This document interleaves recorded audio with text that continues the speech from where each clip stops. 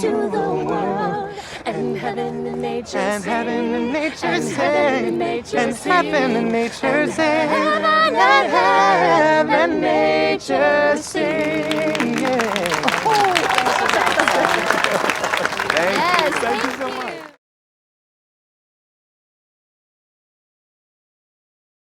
I'm here with bringing back Christmas. And so I want them to introduce themselves. Before they do, my name is SincerelyBB. I am a blogger and I also have a magazine, Mental Intimacy Magazine.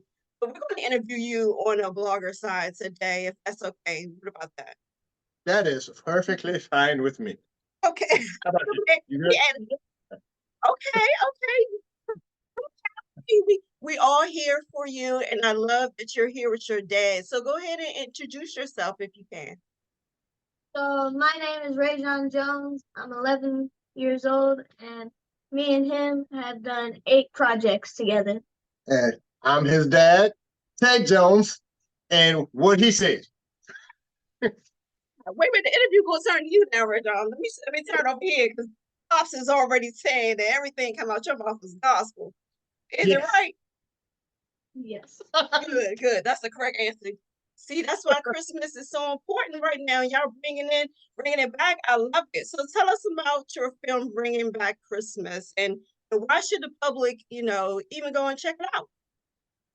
So Bringing Back Christmas is a heartfelt movie. It's perfect for audiences that love Christmas. Also perfect for people who are going through something. And Bringing Back Christmas is about how it's not just you who's going through problems. There's a lot of other people going through the same problems or different problems, but Or still worse. Yeah, or worse.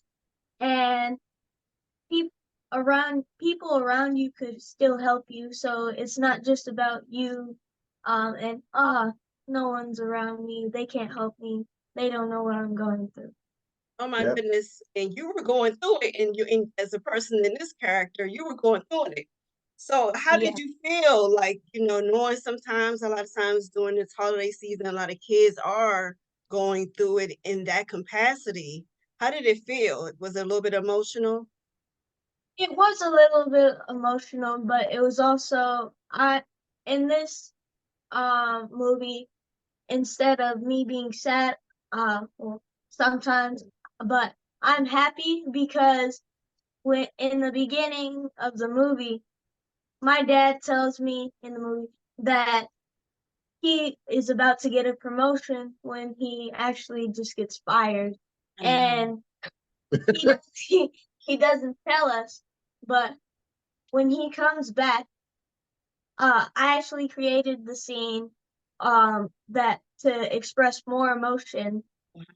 So when he came in to express more emotion, I was happy because the directors were like, "Oh, it's a really tiny scene." But to me, it was bigger with more emotion because when your dad or anyone gets a promotion, you should feel happy for them, especially if you're sick, and that could help you to go with them. You know what? Okay, this interview is over. Okay, thank you. I love it. Oh my God, Dad! Wow! Oh my! Don't make me cry again. Okay, again. You already finished the cornflakes though, right? I need some tissue. Oh my goodness. Okay, Dad. So you tell us your part. Because you was an angel, and I was like, we think of angels. We're like, okay, the heavenly place, but you was here on earth. You don't necessarily look like me. Is that what you're trying to say? No, it was you, Dad. It was you, Pops. That was you. But when you came in as an angel, I was not expecting that. So tell us about the movie, yourself and your role. Yes. So I play in Bringing Back Christmas. I am the Archangel Gabriel, and honestly, did not take that lightly. Anytime that you're playing something, I tell people, whether it's based on a true story or if it's a biblical story or something along that lines, I always take everything that I do seriously, but there's even a step up and a notch up to like, Lord, help me to deliver this the way in which it brings you more glory. And that's what hopefully the audience will get from me playing Gabriel. I start off, of course, as humble as you can get, as a hobo. And the main character has no idea. And when it gets revealed to him who I am, it's a really, really awesome, cool scene. And I get an opportunity to really be the first person to tell the good news. And as an actor who gets to bring that part to life, like I said, I didn't take it lightly. I had a lot of fun with it, but there was a lot of reverence in being able to do it. For them to trust me to be able to do it was another thing, because I found out that I was not the first choice to play the But angel. God said so. Okay. But guys, here, as a matter of fact, I wasn't even in the stratosphere of being the person to play this character. It's for the way in which it came about. So I know, and shout out to Ryan O'Quinn and Heather O'Quinn, Damascus Road Productions. Love those guys, main producers on this project. Ryan called me while I'm driving, I'm all messed up, haven't taken a shower, hair ain't done, say stuff in my beard. And he says, "Hey man, can you do a Zoom audition?" I'm like, "Yeah, sure, no problem. When?" He said, 10 minutes. Ryan, he said, "Well, what are we gonna be reading?" He said, "Well, you know what? I'll send you some sides." He took a picture, a JPEG picture that I could barely read, and he sent that over to me. And then he called me up on the Zoom, not even 10 minutes. It wasn't even 10 minutes later with him, his production assistant, the writer, and the two writers of the project, and the director. And all right, go, I'm gonna read with you, go. And I found out later that one of the writers did not want me. She was doing it as a favor to him to even see me. Here's the reason. Normally I'm clean shaven. And so all the pictures that you had seen with me online up to that point were all clean shaven. They're like, "Well, Gabriel's got a beard." Like, I don't know. All right, fine. I'll see him because of you, because you think he's going to be great. And when I did the reading, what she told me was she was the first person after they hung up to say that's Gabriel. So it was pretty cool. Yeah. So when you're telling the story, it seems like it was like bringing back Tank. There you go. You don't really know how silly that is, because the last film that I did with this production company, Ryan and Heather, was based on a true story, Paul's Promise. And my character, even though it was a true story, my character was fictional. But my character's name, Tank Lipkin. So I'm playing Tank, and they brought back Tank for bringing back Christmas. Man, Tank saved Christmas. Who else got that story? Who else got that story? That's all I'm saying. Tank and Raejon Jones to save Christmas. Oh my goodness. Okay, y'all brought it back. Y'all saved it. Okay. So, what does Christmas in this aspect, bringing back Christmas, means to you guys as a dynamic duo, father and son in a film, but bring it back to home in a sense? What makes you feel that, like bringing back Christmas is very important? So bringing back Christmas, to me, why it's important is to know that,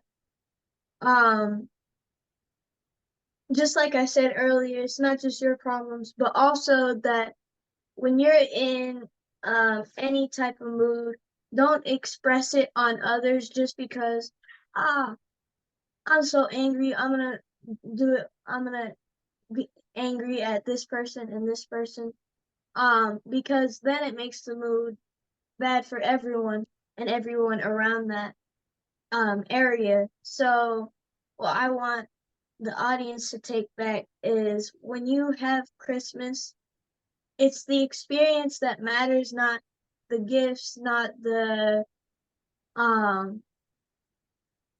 excitement of opening the gifts, although that is part of the experience. But the main experience is spending time with your family, your friends, everyone around you, and just being happy about the moment that's being held.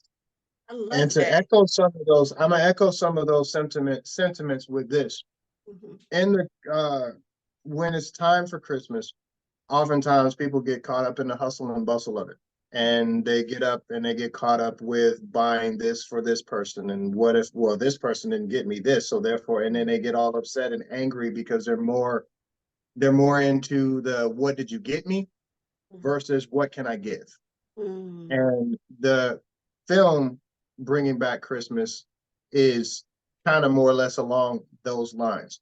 When the father loses what in his mind is everything, which is his job, and he's expecting a promotion, when he loses everything that's important to him in that moment, he believes his world is just falling apart and nobody understands.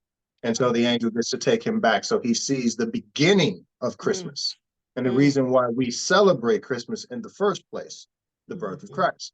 And you'll get people who all the time who try to take that out of Christmas and make it about the hustle and bustle and make it about Black Friday and make it about spend. And you got to get them this. This is how you show love to people by getting them this big expensive gift. And that's when you have nothing, you still get an opportunity to celebrate and experience the love of us as Christians of Christ in your life. And I used to, when my grandma used to go to this church where their saying was, love is not love until you give it away. So it's a time to actually give away that which you are looking to receive instead of the other way around. Instead of looking at what's everybody going to get me for Christmas, what can I give? Whether it's your time, talent, or treasure, whatever it is. And I believe that that is what I really do. I believe this film helps to kind of reset the brain. It's not just about, because in the movie, you don't see presents being exchanged. You see somebody's world fall apart. And then you see somebody else who, imagine if somebody told you, and your girl told you that I'm pregnant. And, well, I know I ain't been with you. Exactly. God, wait, come on now. You know what I'm saying? Yeah. And think about how you think this is the person you're gonna spend your life with, and then that would crush the average person. And get an opportunity to get some perspective. We've been around as a human species for at least 5,000 years. So if that's the case, and we live 80 to 120, it ain't all that. You say you've been brought through everything up to this point. So celebrate that. I love that. That's Christmas. Man, I'm mad because I think you cheated and saw some of my questions, because I was going to say that a lot of the times we commercialized, Christmas, I was doing my best. It's okay. It's okay. But you know what? That's good. I'm glad I asked that question because we commercialize it. We make it more about the mighty dollar instead of mighty God, But when I watched this movie, when I watched it today, I was like, you know what? It actually make you want to open the Bible back up, truly. And just go and see the struggles that Mary had went through, before having Jesus. So I was just like, you know what?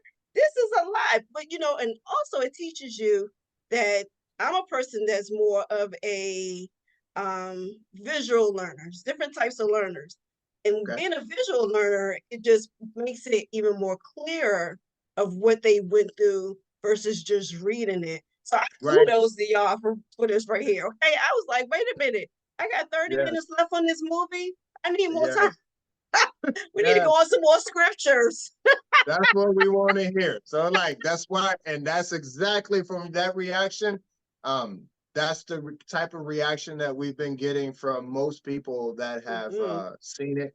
They talk about how it's different than what they thought it was going to be. Most people think that it's going to come the way that the angel comes, that it's going to turn into a Scrooge Christmas Carol type thing. And then it takes you in a different way and it tells you about their story, Mary and Joseph's story, and their parents. Oh, wow. The parents was out of control. I mean, it was just giving me real life. We go through the same thing. It's like, wait a minute, y'all went through that easy, and we still doing it.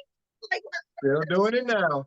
Say it's the human condition. As much as we want to think that we've, quote, evolved, We are Right. still the same people with the same issues, the same experiences, and it's just how that's why we need a savior to navigate through it. Oh my Anymore. goodness. This movie was amazing. All right, so I'm about to wrap it up with you guys. I want you to tell me, where can the audience view this fantastic movie? So the audience can view it at social media, bringing back Christmas one word.com, and for sites they places streaming services. Yes. Amazon Prime, Apple TV, Voodoo, Fandango, and more. Yep. Oh man. You guys did an awesome job. I can't wait to see you guys do another film. You know, next time it's going to be Tank saving. So yeah, you don't know how true that is. We got another project together called The Legend of Hoshea and Donovan, which we'll be doing next year. That we've been blessed. We've done 8 projects together so far, and we've got 3 already slated for 2024. Want to do this as long as I can.